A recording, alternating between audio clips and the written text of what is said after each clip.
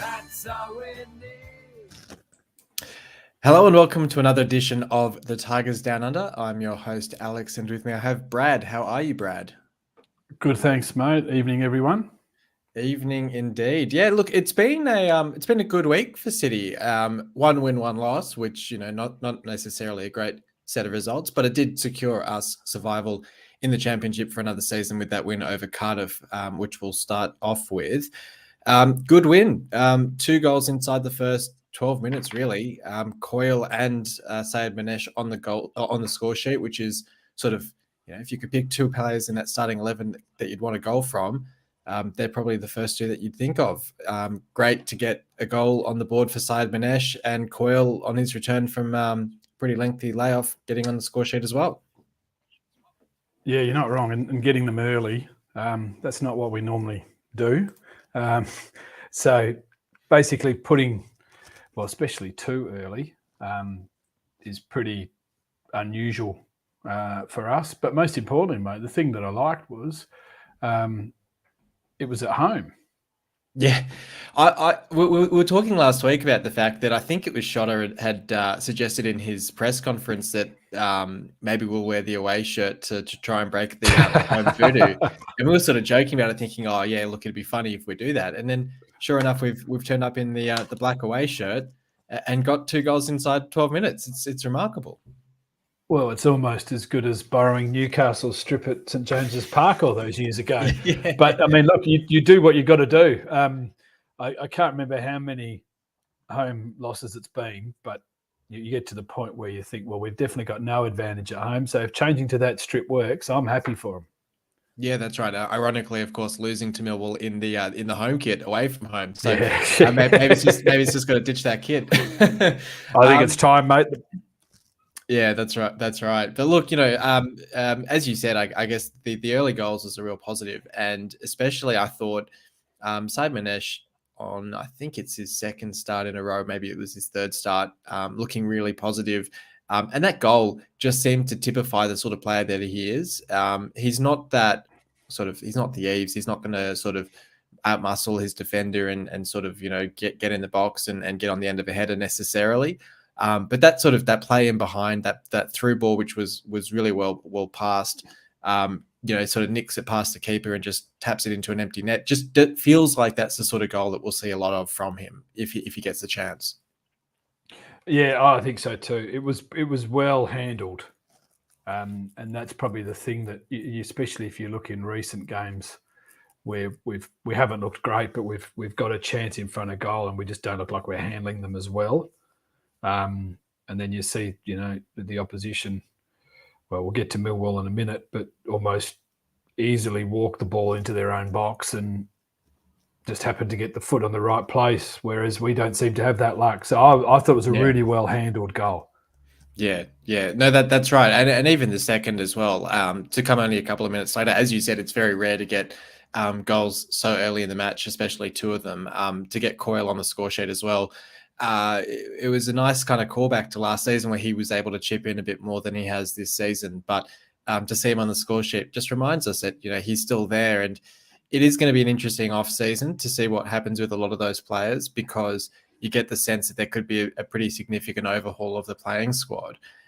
So it doesn't hurt these guys' chances to sort of pop up with the odd goal. And it was great to see Coyle on the score sheet.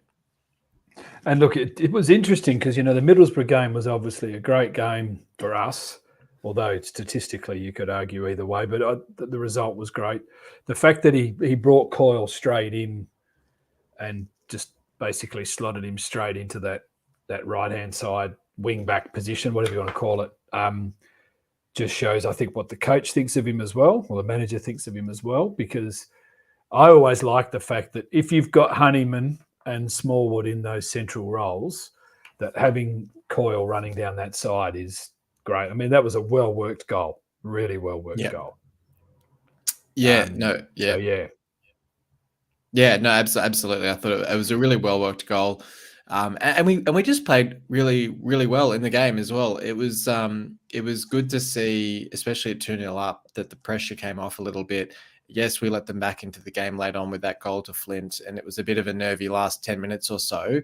But I thought on the whole, everyone looked really composed and really solid, which was a far cry from some of the recent home performances. As you said, I think it's 6 losses in a row before this one. And, we'd had the £2 games before this one against Luton and against Barnsley that we'd lost. And then we managed to come out with the win in this one and actually look really good. So you sort of think in the broader context as well of if you've got a bit of an inflated crowd, you've got more people in there to see the team, to have a performance like this is a real positive. Yeah, and it also sort of backs up the fact that you can look into the Middlesbrough game any which way you like, but the fact that the next opportunity we had against a reasonable team, let's say, we pounced early and effectively sucker punched them pretty quickly again and made it almost beyond doubt. And although, like we'll allude to, that the late goal makes things a bit nervous, but, they were on the back foot pretty much from that second goal onwards and made changes and, didn't look themselves until pretty much the last 10 minutes. Yeah, no, that's right. And, look, with that draw for Barnsley in their game and it mathematically securing us safety, I've got to say that there's something about Cardiff. It's, you sort of cast your mind back. Was it the 06-07 season, I think, where we beat them to relegate Leeds to keep us up? We had the 2-2 draw under Brucey to secure automatic promotion against them. 2 seasons ago, they were the ones to beat us to confirm relegation to League One.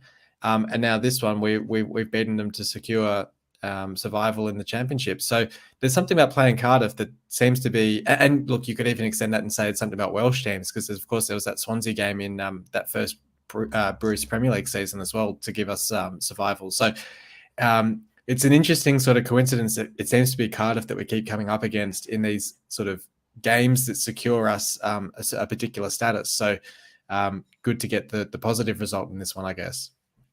Definitely. And I mean, most of us have had several heart attacks due to Cardiff games. Mind you, the 06-07, getting Leeds down, that was great. That's still probably the highlight of that bunch. But no, you're onto something, mate. I used to think that we used to rise to the occasion whenever we played Liverpool. But Cardiff have had that sort of, I don't know what you call it, mocker on us a little bit in recent times. So it was good to actually get one over them. Yeah, I maintain that Liverpool's only managed to win a Premier League title because we've been out of the Premier League. So I think we've got to get back there and start to dent some of that optimism that they have. Oh, of course. And we found Salah for them. Yeah, exactly right. And we gave him Robertson. So realistically, mate, we are a big part of Liverpool's success. I still can't believe that we almost signed him from Basel. That would have been ridiculous. I can sort of just imagine at the time, getting a bit sidetracked here, but I can just imagine at the time we'd signed Ghetto, Fadi, Elmo. You bring in Salah, you go, all these Egyptian blokes, are they actually any good? And you get Salah in, and it's like, turns into the best player in the world, but wouldn't have been too bad. No. Well, at least I forgot his name all of a sudden. I don't know why, but Suarez. At least Suarez was never damaging against us, mate. We had him that's right.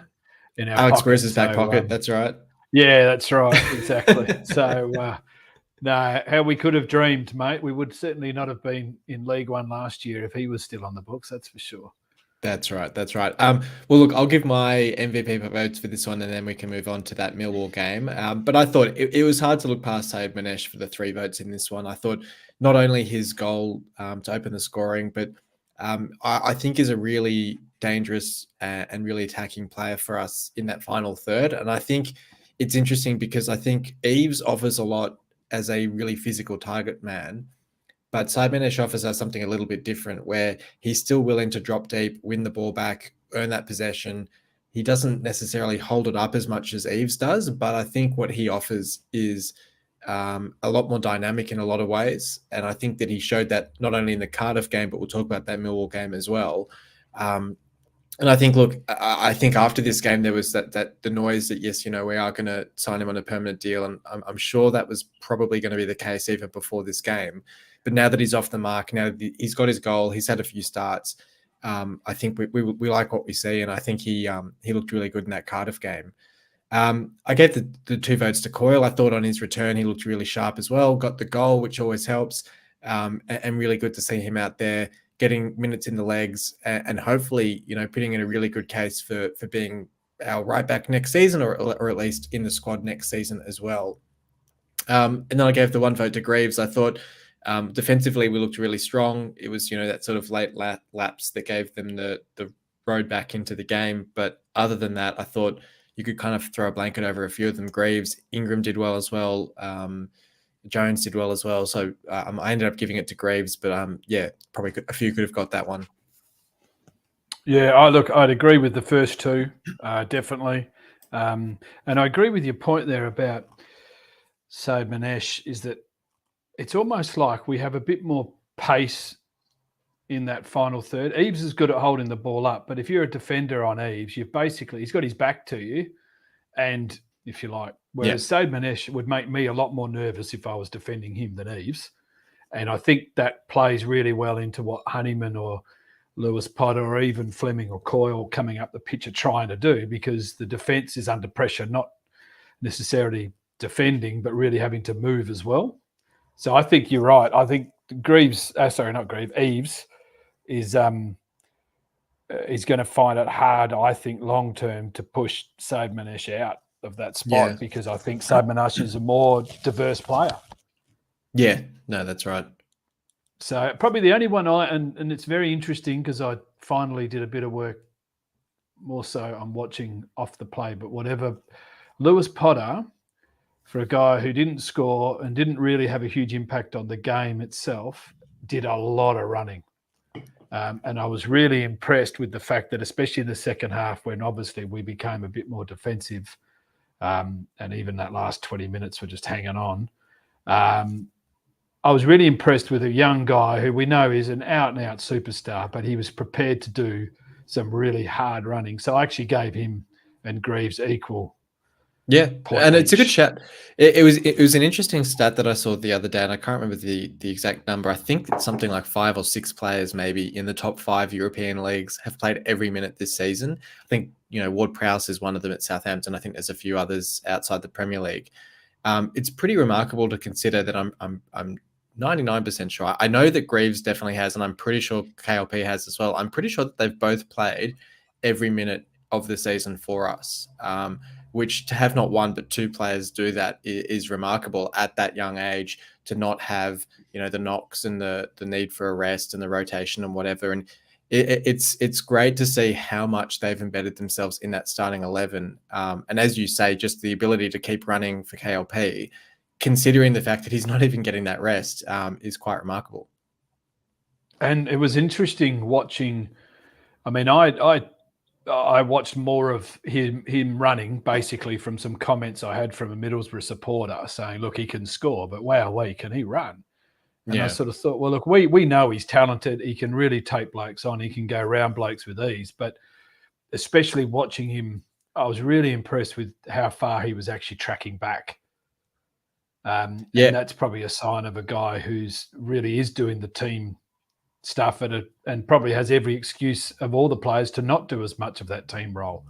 And I think that's why him and Honeyman next to each other in that more advanced midfield / striker role does work so well, because they both run. They both get back. Yeah, no, that's right. And I think that's probably part of the reason that someone like Wilkes is finding it hard to even get a spot on the bench in this team, because his biggest criticism was probably the fact that he just didn't track back. Yep.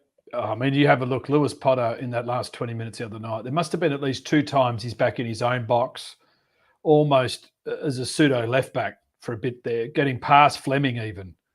And, Fleming's got a good tank as well. So I was just rapt that for a guy that gets all the praises at one end of the pitch, he really made a huge effort. I honestly think if he doesn't run like that, we can see the second.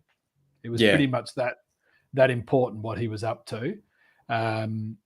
And especially when Smith came on late on, it just became, I think, a bit more important that the ball was bouncing back a bit easier. And the fact that he was tracking so well was awesome. No, definitely. A 2-1 reverse to 2-1 in the other team's favor against Milwall. in the second game on the Easter Monday with a couple of changes to the side, Baxter, Elder, and Longman coming in to replace Ingram, Fleming, and Coyle. I thought it was an interesting time, but logical time to give Baxter another chance in the side, or another go in the side, because now that survival is assured, it does make sense to start to see the rest of that squad.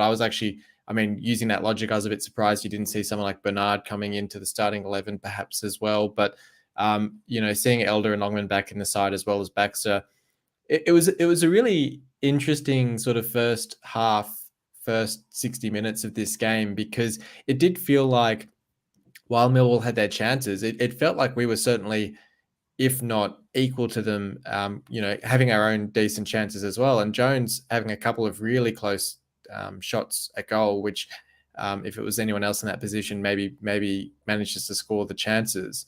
The fact that their first goal came from such a bizarre deflection, I think it was Ryan Longman came out afterwards and said he's never seen anything like it, where you're sort of clearing the ball and you've cleared it into the Millwall player's boot, which is then sort of trickled past Baxter in goal. Was a really unfortunate way to concede, and it seemed as if once we'd conceded, it sort of the dam wall broke and they got their second goal, and that was pretty much the game. But it was a reasonable performance, I thought. I thought honestly that after having secured survival, that there might be that sort of drop off, that we might just sort of sit back and say, well, we've sort of done what we need to, and we didn't. We went out and really gave it a go. Millwall fighting for the playoffs as well, so they certainly had a lot more to play for than us. And then that consolation goal for Reeves at the end as well. Getting his chance to come off the bench, managed to get the goal in a very sort of typical Eves fashion, bundling it past the keeper after a couple of deflections. But looking all right. So all round, it's a pretty positive performance despite the scoreline. Look, it was. I think probably the hardest thing is, and this is what happens obviously when you're where you are on the table, is that we just didn't really look like we were going to score a goal. We had lots of possession. We actually moved the ball around the park pretty well. We probably got a little bit outbodied at times, that maybe if we were really fighting for survival, we might have gone in a bit harder. But I don't actually think we played that badly. I think you're right. I think it was still that final third cutting edge that still hurts us. But I think defensively, I know it's hard to say this when you actually concede two and you have a bit of hard luck, but the amount of ball that Millwall seemed to have around the edge of their box to really end up defending the way we did was actually a fair effort. But I think it was probably the fact that they just looked like we were a little bit second to the ball when it really mattered. And I don't think passing-wise, possession-wise, we had a problem. I think it's still the fact that we just don't create enough in that final third. That means we can give the defenders a bit of a break as well, if you like. I mean, I don't know how many shots we had for the match, but Millwall would have had probably 3 times what we had shots-wise, which means that they're in our defensive third a lot more than we're in theirs. Yeah, that's right. Sorry, I was just going to look up what the actual stats were on that one. Shots-wise, when this loads, it'll load in a second. It doesn't mean that Millwall's quality was there, but they had a lot more than us, I'm sure of it. Yeah, 17 shots to 9, 8 on target to 4. So double the on-target shots. And to be honest, and it's sort of preluding my MVP votes for this one, but I thought Baxter was terrific in goal with some of the saves that he made. There was one in particular, I think it was reasonably late on, where he's almost already diving, the ball's then deflected, and he still gets a palm up to push it wide. Where it's a really weird one. It's sort of like last season with Coyle and Emmanuel at right back. You look at Ingram and Baxter in goal, and you think they're both strong keepers and they both have their really positive aspects, but you can't play 2 keepers in a game. And my gut probably tells me, as harsh as it will be, that because Ingram's out of contract, I almost feel like we're just going to let Ingram go, because and look, maybe not. Maybe we'll re-sign Ingram, we'll sign Baxter, and then we'll still have these 2 next season competing in goal. But my gut sort of says, if we're doing this big sort of turnover of the squad, if we're going to make a call on which keeper we want to go with, we might end up going with Baxter and then say, we'll let Ingram go and bring Cartwright through. I don't know, but it's going to be a really tough and interesting off season in terms of what we do with the squad. Look, it is, and I suppose the interesting thing as well, mate, without knowing the data, there could be, quite a few keepers out of contract that we could pick up on a free that fit the bill straight away anyway. I mean, plus we're now talking more internationally than we ever have as far as players are concerned. That there could very well be somewhere already in that scouting arrangements where they've got their eye on a keeper that could come in and be a competitive one or two anyway. But look, I'm the same with you. I can't fault either of them. I think, especially considering, even like you said, Baxter the other night, it could have been 4-1, really. I'm not saying that's a good result because it's not, but Baxter did a great job. And he's still a young guy as far as keepers are concerned. He's only 23. I thought he was 28, 29 from the look of him. He looks a lot older than he is, but he's only 23, which I just found remarkable. Well, I remember when we got him, I can't remember how old he was, but I remember when we first got him, I thought, oh yeah, he's one of these guys that could end up going back to his parent club at some stage because he's the understudy. But as far as I'm concerned, mate, either one of them, if we end up with either one of them, that's great. It's probably more about contractually, like you said, we've just got to make sure that whatever we do, if we don't keep both, which is looking unlikely, that we don't compromise just on another youth keeper, that we genuinely go out there and say we need someone who's vying for 20 games plus as a number one. Yeah. Look, I mean, I agree to an extent. I do think Cartwright, because I think he played 2 games for us or maybe 1.5 games for us, looked reasonable. And maybe you're right. Maybe it's sort of next season is he goes out on loan for a season in League One or something and gets a proper season of professional football before we consider trusting him as a number 2.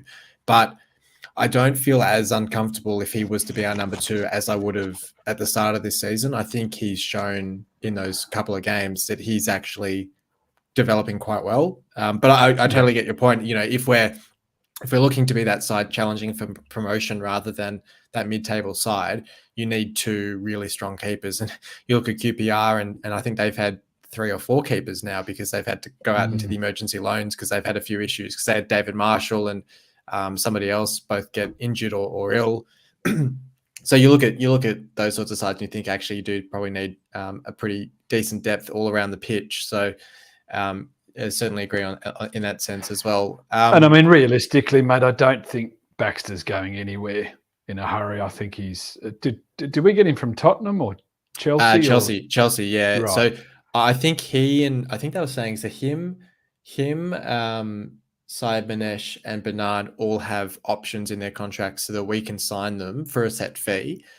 I think it was Force that we don't have the option for, if I'm remembering correctly. So it does. Okay. It's interesting because a year ago you would have thought, oh, we've got these options, but we're never going to take them up. Like I remember when we had Josh Bowler from Everton, and you think, oh well, we're not actually going to take that up. It's out of our price range. But with these guys, and now with the owner in the sort of mindset that he is of, well, if this is the player we want, money's no object sort of thing. We may well end up signing Bernard and Baxter. So if your money's on the table right now, who do you sign, Baxter or Ingram? I say Baxter, to be honest. Yeah. And that's no slight on Ingram. I think Ingram's a really good keeper. He's a really good shot stopper. But I think the way that the game's played these days and the way that Shotta seems to want to play our football, Baxter's delivery and ball control is so much better than Ingram's. I think. I think he's the more creative goalkeeper in that sense, and I think it showed at sort of the end of last year when Baxter came into the side and we did go on that winning run and we were conceding a lot less goals. That Baxter just has that stronger influence over the defense as well. Which I think all kind of contributes to that. And it's a tough one. I think in a perfect world, I'd keep both of them and just let them compete next season as well. But I get the sense that it's going to be one or the other.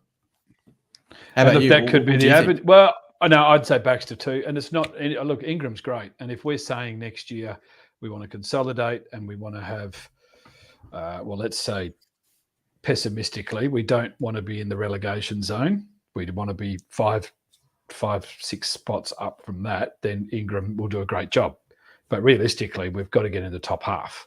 That's our aim for next year. And we really need that to be an evolving growth of from the back to the forwards of increasing what we've got at our disposal. And at the moment, like you're saying, we're splitting hairs over Baxter and Ingram, which really means there's no standout. So one of them's got to go because we need a standout. Yeah. Yeah, no, that's right. That's right. And then you can still keep Cartwright as a really good option for number 3. And like you said, send him out on loan with some experience that could really, work well. No, that's right. Well, grab your MVP votes for this one, and then we can move on to some of that discussion about potential transfers. Well, seeing we've signed Baxter on a 10-year deal, I'll give him equal 3 votes. But I'm going to be a bit boring, and I'm going to give Honeyman 2 votes. And at the moment, I can't really split a third. Fair enough. Yeah, I went back to the 3 as well. I think it's sort of interesting that it's a 2-1 loss, and we've still gone for the goalkeeper for the maximum votes. But as we sort of said, I think he was terrific in this one. I've gone Smallwood for the 2 votes. I thought he had a really good game as well in midfield, really energetic. And I think like he's really proven me wrong this season. I thought he was really good last season in League One, but I just didn't think he had it in him to step up to the Championship, and he's certainly done that. So he's another one that's going to be interesting to see what happens in the off season, because I think he's out of contract as well. Whether we keep him as a sort of experienced head in the squad, or I don't know if he'd even be selling him or just releasing him, I think, if he's out of contract. But how old is he? It's going to be 30, 31, I reckon. Let's have a look. Because he's been around a bit.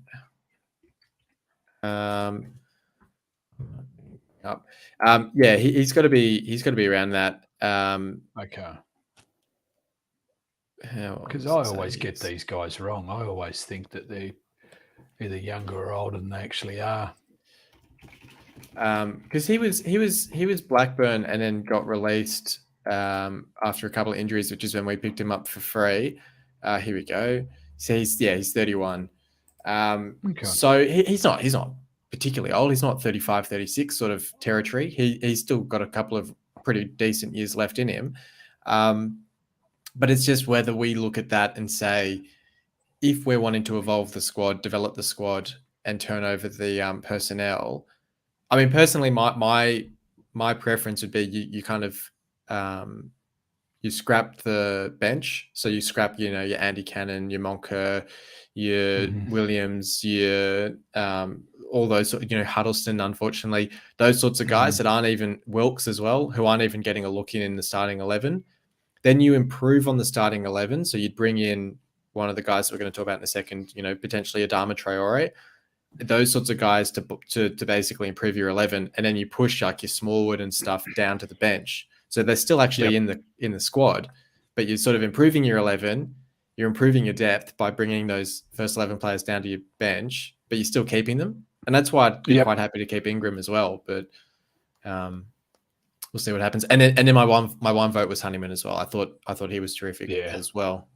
That's a good point about Smallwood, because although he's been at bigger clubs and he's done a job, even last year, in a year that we won the title, and I know he had some injuries, but he still missed a few games.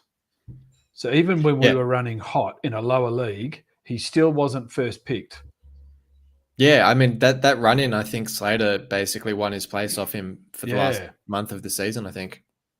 So, I mean, although, it's a different year and different season and different manager, I still liken that to the fact, well, there's been times in the last 2 years where he hasn't been one of the first on the team sheet. And we really are after a player that's going to be the first on the team sheet. Yeah, and I think it's going to be a really interesting summer, because I think Ajun comes across as a very nice, jovial, sort of media-friendly, PR, focused sort of guy. But you look at what he did with Grant McCann, and you think, if he was the nicest guy in the world and so lovely and everything else, McCann would probably still be here. because he came in Yeah. when McCann had won 2 or 3 games in a row, and it'd be easy for him to just say, "Oh, look, he's doing well. The fans are pretty happy. Let's keep him around." But he went out. He got Shotter in. He sacked McCann. He explained it, which was really great. And he showed he's got that sort of ruthlessness when it matters, and that he's going to make those tough decisions. So I can't help that, and that's sort of in the back of my mind. I can't help but think there's a few of these players where, maybe a nicer owner and a nicer manager would go, "Oh, look, they've done this, they've done that. Let's keep them around." Huddleston, "Oh yeah, we'll give him that second year because he's a club legend," all that sort of thing. Where I think they'll probably say, "We want to be in the Premier League. We need to make a squad. We need to build a squad that can challenge for promotion. We need to make these tough decisions and make those changes."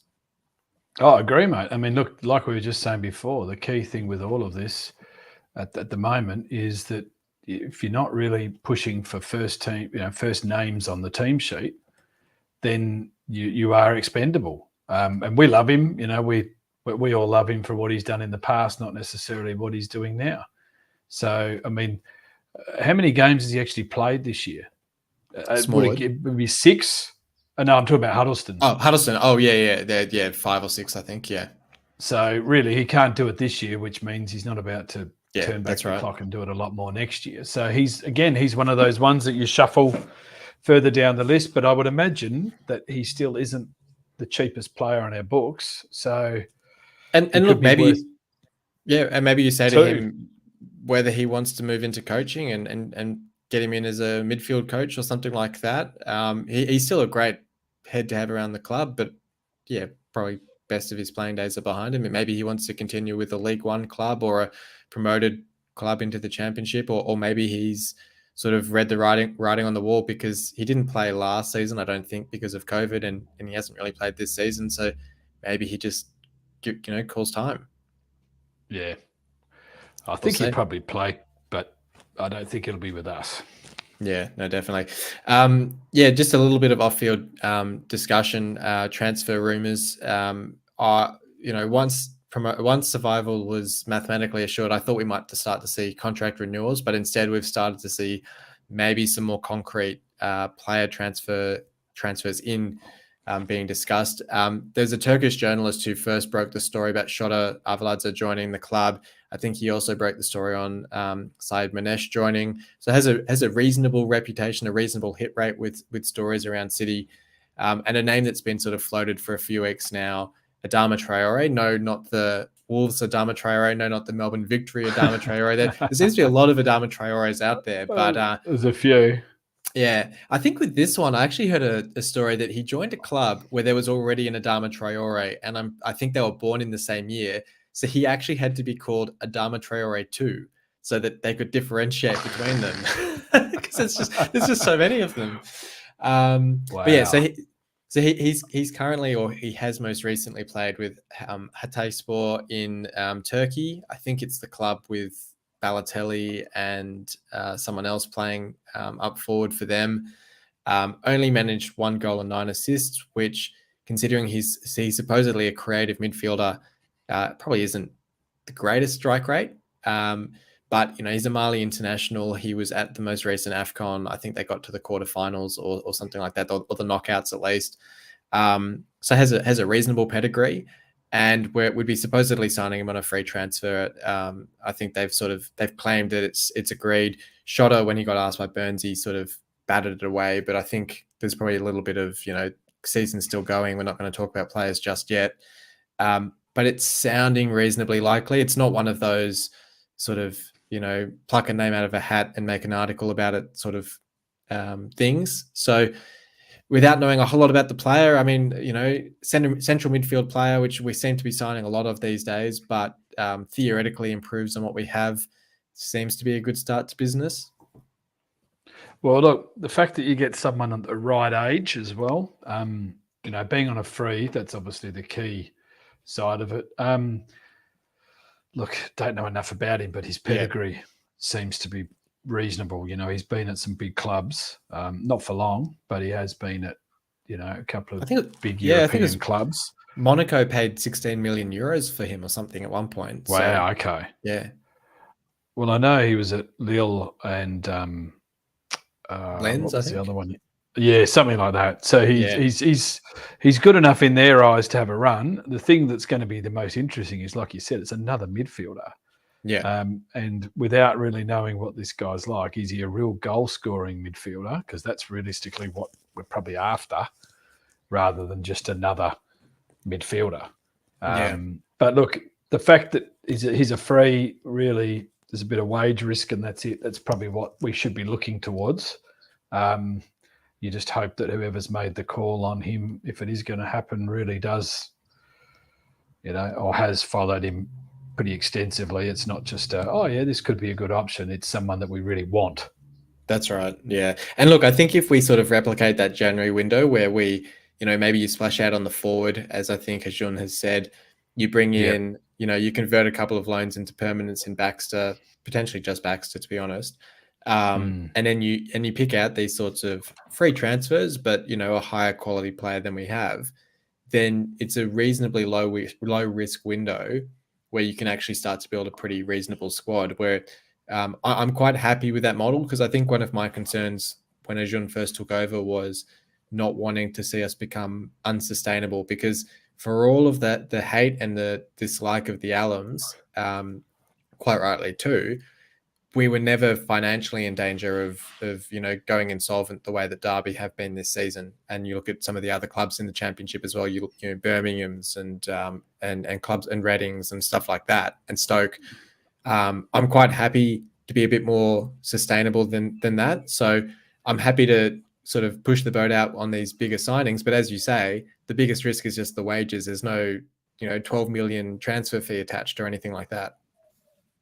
And look, let's face it. If we look back, I know we joked about Salah at the start, so I'm not putting this guy anywhere near that category. But you've got to take an opportunity sometimes and take a little bit of a risk on some of these players. I mean, I still remember when Maguire was signed by Steve Bruce. I mean, he basically signed him on the back of watching him in one game against us. In the FA Cup semi, and at that time, you probably would have thought, he's a big lumbering lad. Look, he might be okay, but he's at Sheffield. He's a division below us and all these sorts of things. And then look what happens. I mean, these guys don't just fall out of the sky. You got to go looking for them. And if he is someone that's hardworking as well, the key thing's got to be hardworking. We're in the championship, long season, a lot of midweek games. You need guys like, that's why I was saying before, I was so impressed with Lewis Potter the other night, was still running when he didn't sort of have to. That's what we want to see. So if this guy's got a good work ethic, it'll go a long way. Yeah, interesting example with Maguire. They're considering the current United perception of him, which I disagree with, but it is a bit of a funny one at the moment. But yeah, that's right. That's right. I don't know if you saw they did the combined Liverpool United 11 after the game, and it was just Liverpool's 11. It's just, I saw the usual gag about can we get the referee to give us a ball because Liverpool are playing with their own, and all those sorts of gags going around. So well, we still have a soft spot for Maguire. That's right. Not in public. Yeah. All right. Well, let's move on then. So what we've been doing the last couple of weeks is we've kind of run out of ideas for that the old game that we used to play where we'd say name 3 left backs or anything like that. So what we're doing instead is we're doing a Who Am I quiz, where I'll give you a series of clues. The first clue will be the number of appearances and goals that the player has scored for us. The second will be the year that they joined and the year they departed, if they departed. Then I'll give you their nationality and position. And then finally, if you're still struggling, I can give you their initials, and that should probably solve it for you. Fair enough. Sort of a softball final clue, but I think Dan and Logan so far have managed to get it before that final clue. So pressure's on to get it before then.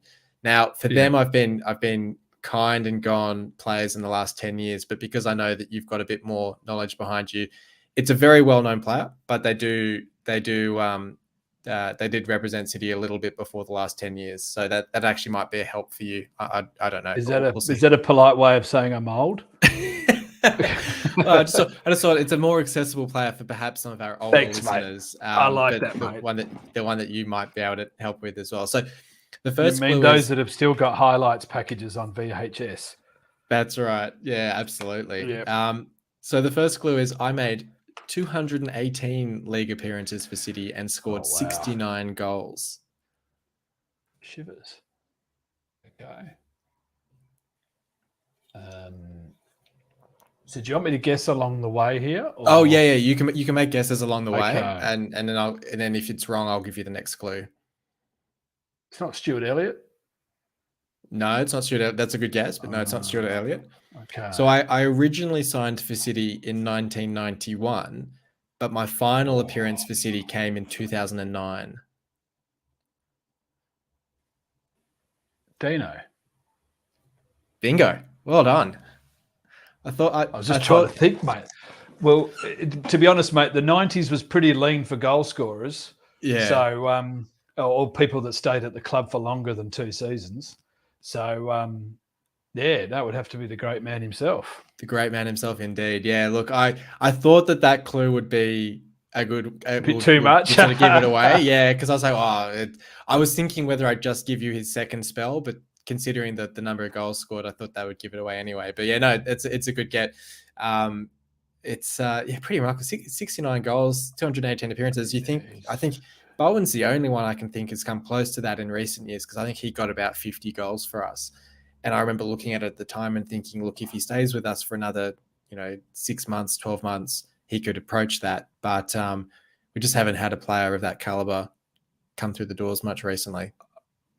No, you do forget. I mean, I was one of those ones that I am old enough to remember him from his first stint. But it's remarkable the way he came back. I mean, I still remember his first game. It might have been his first game back or his second game back. We had Leeds at home.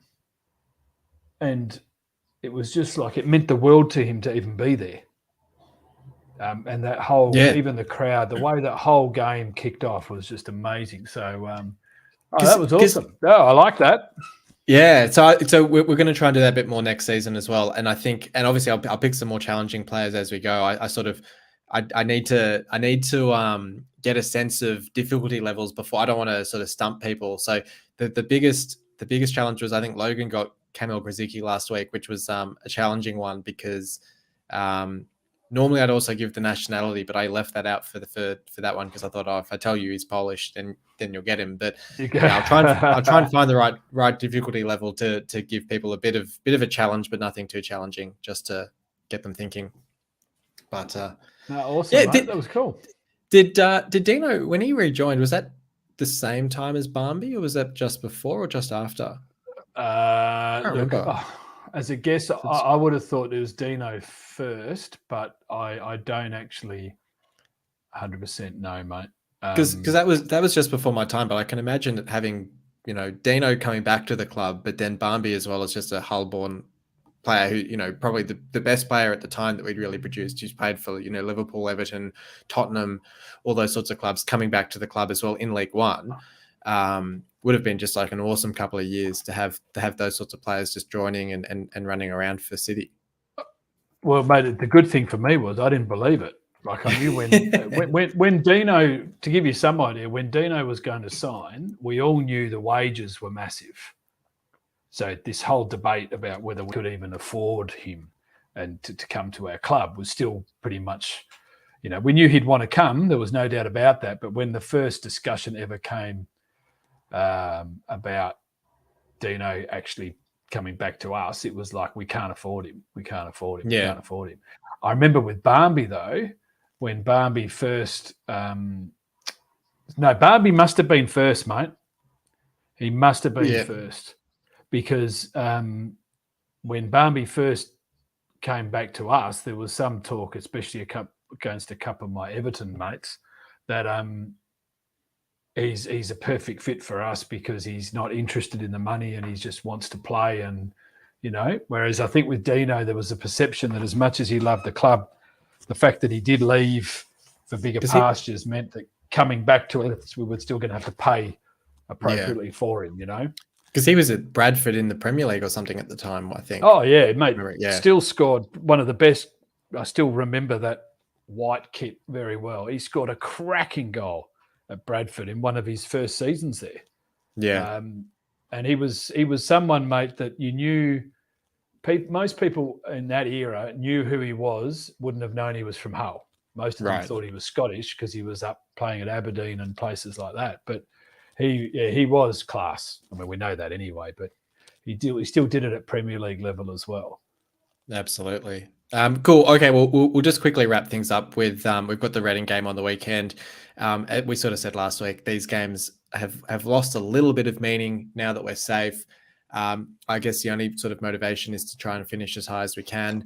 There's the motivation, I guess, if we beat Reading, it keeps the relegation fight interesting for those sides down there. Maybe McCann can pull Posh out of it in some sort of remarkable way. Changes to the side, any sort of players in the squad you'd like to get a look at? Maybe sort of, as I was saying earlier, maybe Bernard comes back in, which would be perfect to troll Reading considering his performance against them last time, where I think there was 2 or 3 instances where he could have given away a penalty.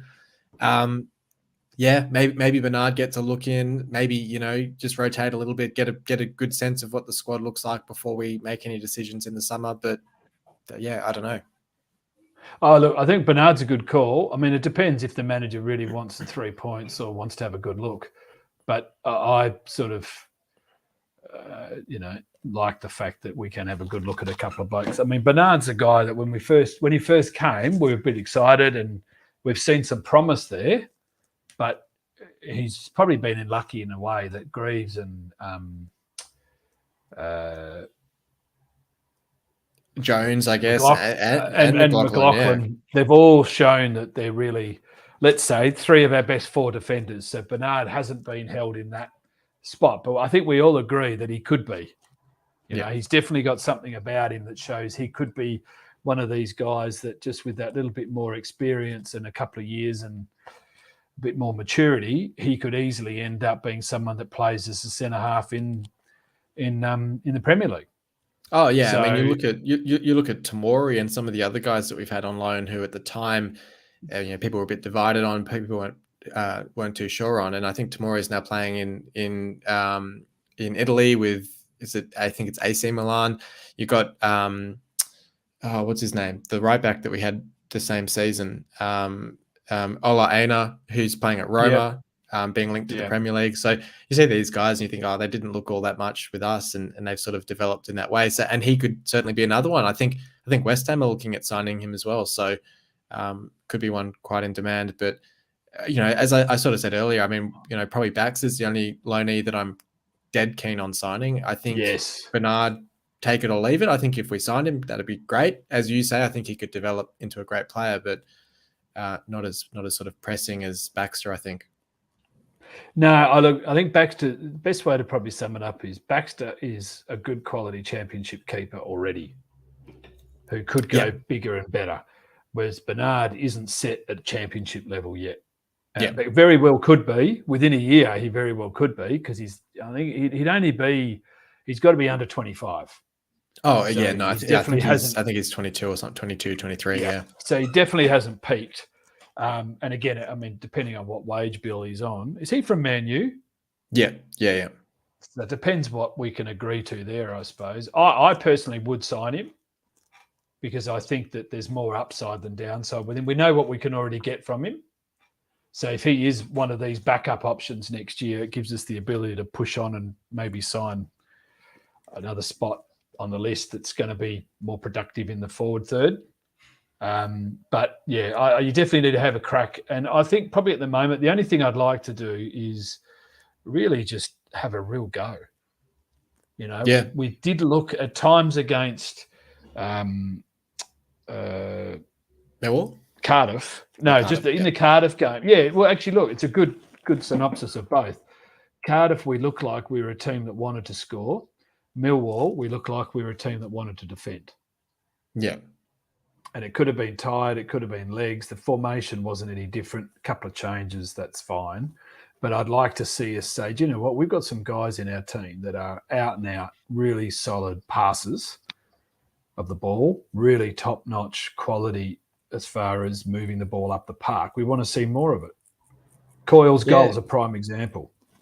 Yeah, no, definitely. And I think I sort of mentioned him earlier, but even someone like a Randall Williams, who I think is back to fitness now, if we're going to make a decision on these guys in the summer, Moncur as well, Give them that chance. Give them that chance where you say, go out there and prove that you should be part of this squad next season. And look, if they flop and they don't do very well, then you don't feel as poor or you don't feel as bad kind of getting rid of them in the summer than you would if you didn't give them that chance and you just sort of made the call because, well, they're not in the squad, so let's just get rid of them.